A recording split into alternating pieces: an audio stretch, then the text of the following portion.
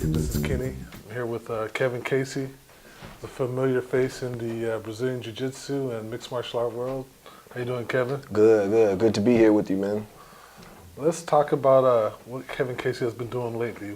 Tell us a little something about what you've been doing lately. Well, I haven't been active on the MMA circuit since May 21st of last year. I fought Matt Linland in a main event in Portland, Oregon. And, I lost in a TKO in the third round. Unfortunately, sometimes the fans don't get to hear, what goes on with the fighters' lives, during and after fights. But I went through something called renal failure, which is a condition when you suffer from severe dehydration and the kidneys shut down. So that's what I experienced during the Linland fight, which, kind of hindered my performance a little bit. So, it just took a little bit of my edge away. And, at the same time, I fought a great athlete. So I lost that fight. And since then, I've been forced to reassess, all of my training, all of the things that go into, making a fight happen and being successful out there and on the mats. But, other than that, I've been competing in sport jiu-jitsu tournaments, and I've been doing pretty well, and I feel good overall. I've just been ramping up my training, and I'm just taking it to the next level. If you don't mind, let me go back to the Linland fight. What did you learn from that fight? I mean, obviously Matt Linland's had a lot more fights than you, and you're a young, hungry cat in there with this, this big lion. What did you learn in there? I definitely learned that I can't fight with an ego. And just to go in a little bit of details about what I mean by fighting with the ego is, since the beginning of my career, since I started in 2007, I've always had the mentality that I would fight only using jiu-jitsu and not using all of my full capabilities in the ring. So going against a grappler of Matt Linland's caliber and feeling that kind of stalemate action, it forced me to have to kind of look at, using everything, that I have. So now, the next time you guys see me in the ring, you're going to see a completely different fighter, and you're going to see a lot more, the stand-up, the throwing of the hands, and, maybe even some little kicks and just throwing and just mixing it up and being a full-on MMA athlete. And one more thing about that fight. When you finally, in the first round, when you got to Matt Linland's back, did you feel like, this is it, I got him? To be honest with you, I felt that my power wasn't there. I felt like my cardio was there, but for some reason my strength wasn't there. I didn't know what my body was going through because my conditioning and my preparations for the event was on the level. So I just felt like I didn't have the finishing power, although the technique was there. And after the first round, my body just went downhill. And, as you guys could see, I just took a lot of punishment. And, it was still a good fight. It was still a good fight.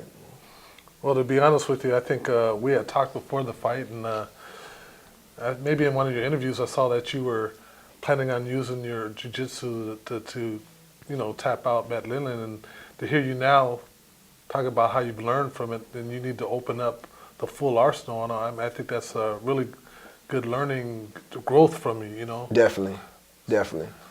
So what do we have planned in the next few months for Kevin Casey? The next competition that I will compete in will be the prestigious Abu Dhabi event in Saudi Arabia. I competed a few weeks back in the trials in Las Vegas, and I was successful in being the champion of the 202-pound division. So the next trip I will have will be to Saudi Arabia to compete in front of the sheiks. So how do you expect to do in this event? I definitely am going there to win. I can't visualize anything else other than being the champion. I have great training partners. I have a great support team system, and everything is set up, and I feel great. And I'm going out there, to represent and bring it home. So between your jiu-jitsu and your no-gi, which facet of your grappling do you feel is superior? I believe that I have more success with without the gi, with the no gi aspects, due to some of the limitations that of the submissions that you as well as your opponent have. So the strategy becomes very simple, and it becomes more of your base and your takedown abilities and being able to control positions. Whereas sometimes with the gi, you have to be very, very technical. And a lot of the black belts, at the level that I'm new to, they have a lot more experience with the gi, and they're a lot more dangerous at this level now. Is there anybody in the gi competition that you want to face?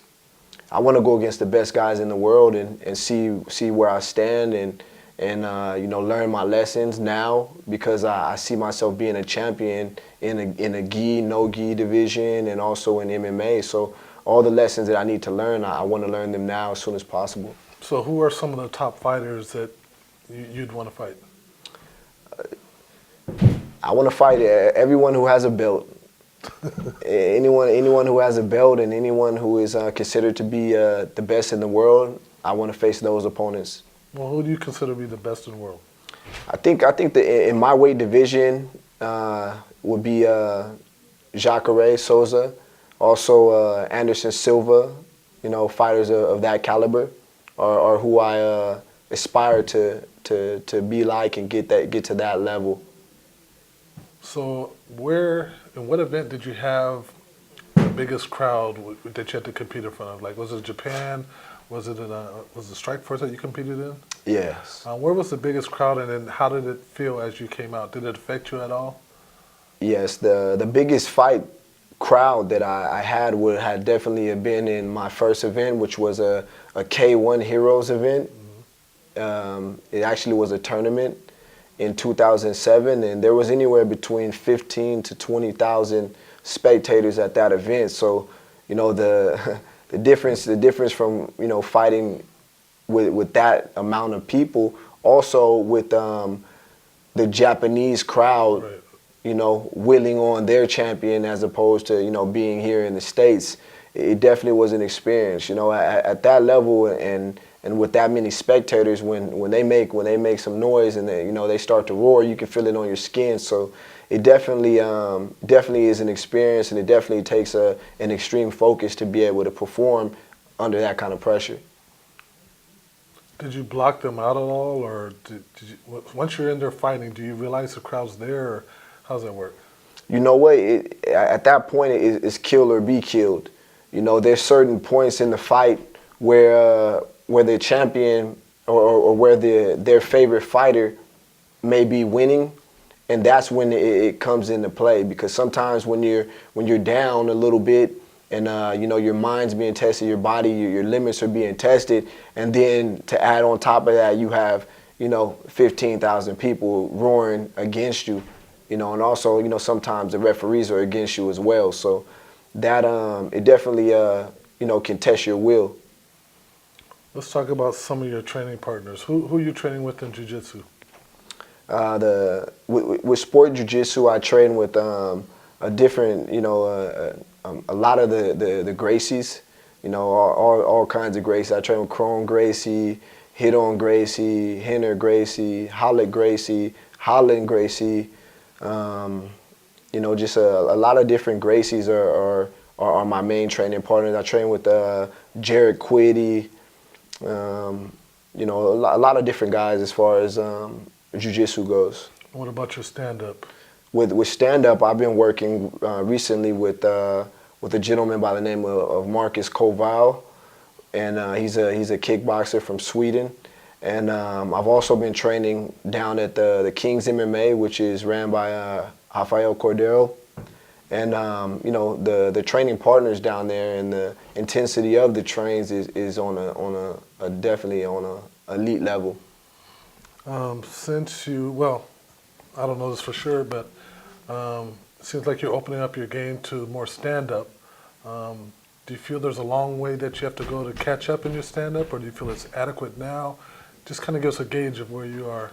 Well, I definitely have always had the stand-up abilities, and I just, it was almost a egotistical thing where I was not applying the techniques that I knew, and even if I trained them, and that's something that all fighters experience at some point, is fighting against yourself. You're going against your own ego and the things that you have been pretty much, bred to believe. So now I'm forced to open up my game and just utilize, every tool that I have in order to be successful. Would you rather make it to the championship of, let's say, an organization like the UFC and lose, or never get there at all? I definitely like to just be on that level and be recognized for being, one of the best fighters in the world at some point in time. I'm gonna say some names of people. I just want you to describe them in 10 words or less. Can you do that? Jacare. Dangerous, explosive, determined, skilled, great champion. Marcelo Garcia. Superior technician, an artist, a very person who is at peace. Rickson Gracie. Unbelievable warrior, great teacher, great instructor, great role model, a great human being, and energy. Hadra Gracie. Great champion, very, very vicious competitor, good warrior. Kevin Casey. A lion, a king without his throne, determined. You go into a fight, what's the perfect way to end a fight? I would always like to end the fight with a submission if possible, just to bring it back to, my roots. That's how I envision it. The UFC, all mixed martial arts, has been outlawed. Jiu-Jitsu has been outlawed. What does Kevin Casey do with his life? I would definitely still be active with my music. I write music, I perform music, and that's one of my other, passions. And I see myself working my way to the top in that, and being a recording artist. So you got a choice: being top of the game in the recording industry, or top of the game in MMA. I'd have to go. My personal, what I would say personally is that I would like to be the top of MMA. For the sake of my family and the risk that goes along with MMA. What you put on the line, your health and injuries and how you end up when you're old. I would have to say that I'd have to go with the music as far as for my family and being an adult and having security. So the risk that goes along with both, you kind of look at which one outweighs the other. So, if I could only do one, I'd probably go with the one that was going to secure my future and my family's future, which will be the music. Best R&B artist. R&B, man, I don't really listen to R&B, man. I don't really have a favorite R&B. The best rap artist I would have to say would be of course, the late great Tupac Shakur, who is somebody who influenced music in a powerful way. I think that's it. It's cool, man. I appreciate it. checking out. Right here with Kenny, man. Always showing love, all right? I'm right here with Kevin Casey. All right, we King appreciate Kevin it. Casey. Making him looking better. Coming at you. All right. Peace.